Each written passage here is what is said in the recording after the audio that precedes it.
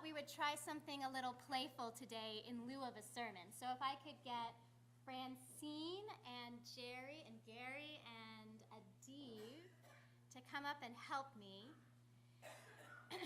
So I want you to imagine that I am the CEO of Judaism, and I have some mitzvot that have not been doing a very good job. Would you like to introduce yourself, mitzvot? I'm tefillot. He's prayer. Kashrut. Keeping kosher. I am not working on Shabbat. Not working on Shabbat. Resting on the Sabbath. I'm Gemilut Chasadim. Oh, acts of kindness. Listen, you. You know, the Jewish people have been downsizing recently. And I'm not sure you've been keeping up with best practices and the latest technology. You're not as productive as you used to be. I am not pleased, and I'm considering having to let you go. Yeah. So, but you have one more chance. One more chance. You have some consultants who would like to talk to you about how maybe you might have meaning to the Jewish people. And after you consult with your consultants, you can come and interview with me again, and maybe I'll be able to save your job and you can keep working for us.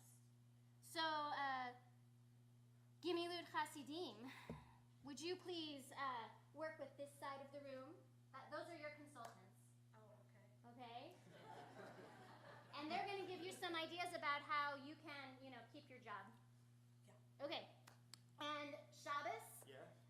I'd like you to work with maybe the front half of this section and see if we can work on maybe a little more productivity from you. All right, boss. Kind of ironic, but there you go.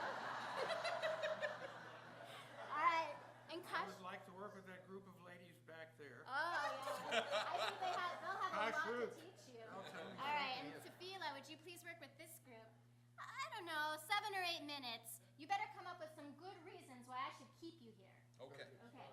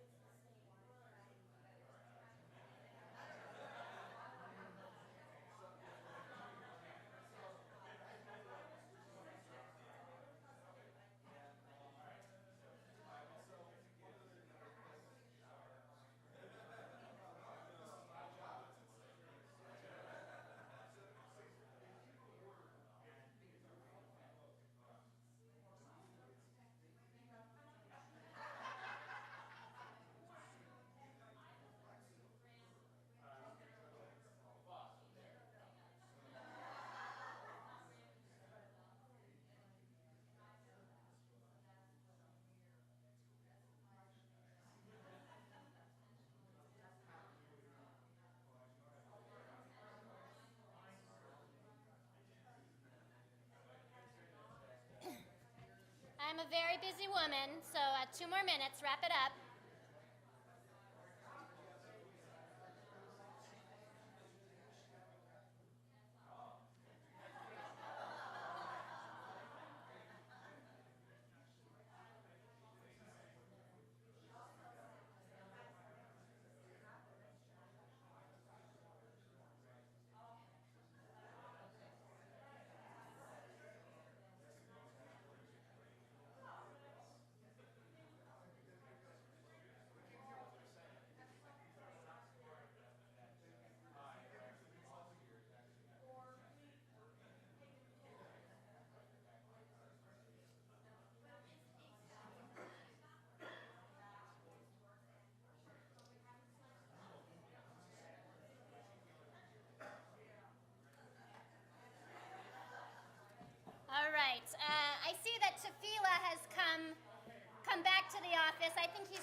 his interview. Yeah, I don't know. I don't want to say anything about the other mitzvot, but I'm here prepared.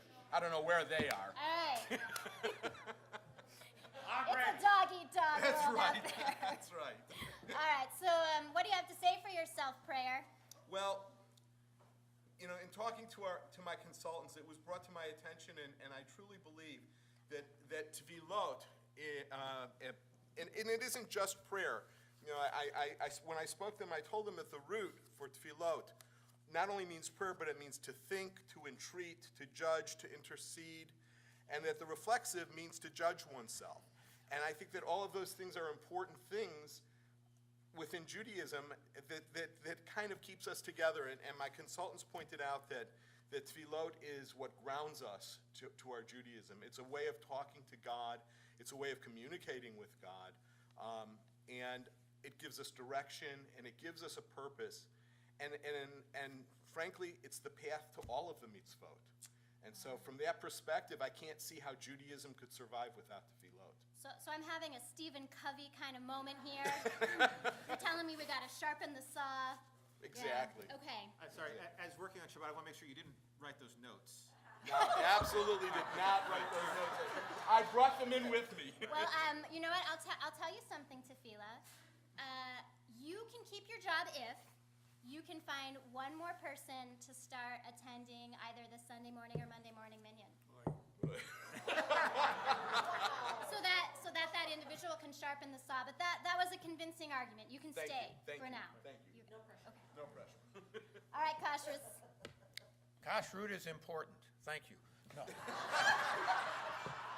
In the words of Donald Trump.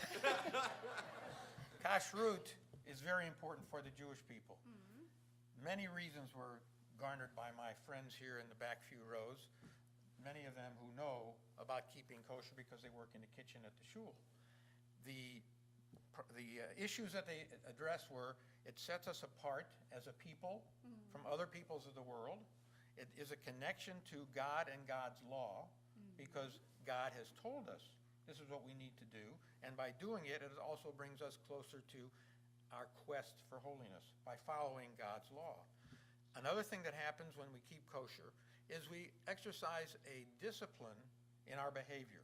And if we exercise a discipline in our behavior for eating, it could also cause us to feel about exercising discipline in the rest of our pursuits, whether it be I like work or power. That's better than my 5 a.m. run. Yeah. You bet. You could have a bagel instead of your 5 a.m. run, see? And it would be good. And also, by keeping kosher, it also causes us to be aware and mindful of what we're doing with our lives through what we're eating. And it also gives us reason to be thankful for the food that we've been given. So I think that's a pretty good argument that our group has come up with for keeping kashrut as a mitzvot. Well, I'll tell you what, Kashrut, it was a good argument, and you can stay. Yay! If you can find someone in the next month or so who wants to take a step along the path of Kashrut. Maybe they stop eating straight up pork and shrimp. Maybe they want to try some new dishes. See if you can find someone, Kashrut, to That's not tough. take a step on the journey. Okay, thank you. All right. Next. Well, Shabbos, what do you have to say for yourself? Not much. Actually, my consultants were very, very helpful. They came up with many different statements. I hope I get them all. I did not take any notes. I did not take any notes. So first off, the Shabbat was written into the Bible. It's there. It's in the text. So it's very important. So it's probably a good idea. Yeah. Okay. And God gave it to us as a gift. And we should be thankful for our gift and, use it. Could he work on our board? We could use donors like that. That's not my area. I'm just not working on Shabbat. So you can speak to somebody else on the board. So it was pointed out that the word avodah in Hebrew, which means work, also means worship or service. And in fact, when we're not doing our secular work, we come here to be able to do our worship. And so it is. We can't do one. We're doing the other. And I'm trying to remember. It creates a connection with God, and it also gives us an opportunity to connect with our family. And it serves as a way to recharge for the rest of the week. And I'm trying to think, did I get everything? Did he miss anything, consultants? The next generation has to learn. Yeah, so when from we're all us. here together, we bring our kids and they can see us, what we're doing. Well, those are very convincing arguments. So Shabbos, you can stay if in the next month you can find me one person in the community who wants to take a step towards Shabbat. Maybe they don't eat out on Shabbos, or maybe they turn off their phone on Shabbos. Okay, so Or they move within walking distance. Or, ooh, I like that one. Anyone who moves within walking distance gets dinner at our house. All right, good work. All right, thank you. Good work. You can stay. All right, Gimilud Chasidim, acts of kindness. How did you do? I think I misunderstood the assignment. Oh, well, just bring what you got then. Okay, my consultants came up with a host of things that I asked them for things that have been done to them or they've done to other people that have been acts of kindness. And some of the things that they came up with were they saw a homeless person on a street corner and they gave them some money. Another person saw another homeless person, gave them a bottle of water. One little girl who shall remain nameless says her grandfather takes her out every Sunday and treats them to ice cream. So, and then one of the nicest arguments that I heard was that it's for tikkun olam. If we don't treat each other well, what state would the world be in? I mean, I've seen a lot of random acts of kindness and not so random. Things that people intend to do for other people, but other people consider that random. And we just keep perpetuating the mitzvah of being nice to people, and it just pays it forward. It creates a wonderful atmosphere. Well, that's a very good argument. I think you did the assignment wonderfully. So you can stay, but I'd like you to convince someone to take a step too. You know, maybe they want to do Martin Luther King Day with us and Temple Emmanuel to do good deeds on that day. Or maybe they'd like to be a tax consultant. You can ask Ruben more about that to help the working poor make sure they're getting the tax breaks they need. There's a training course and an opportunity to help them. Or maybe they'd like to join the Social Action Committee. So see what you can do. So you're all on probation, but you did a good job. So I'm not getting my pink slip. You're not getting your pink slip today. No. All right, I'll keep you. And you know what, boss? What is it? What is it, You know, Tefillah? the truth is, there's 613 commandments in the Torah, and Judaism wouldn't be Judaism without having With all all of of us. them. So, Well said, sir. Thank Well you. said. All right, everyone, we're going to start the Musaf service. Thank you for helping. Give me 2 seconds, I gotta get my big girl. Oh, page 428.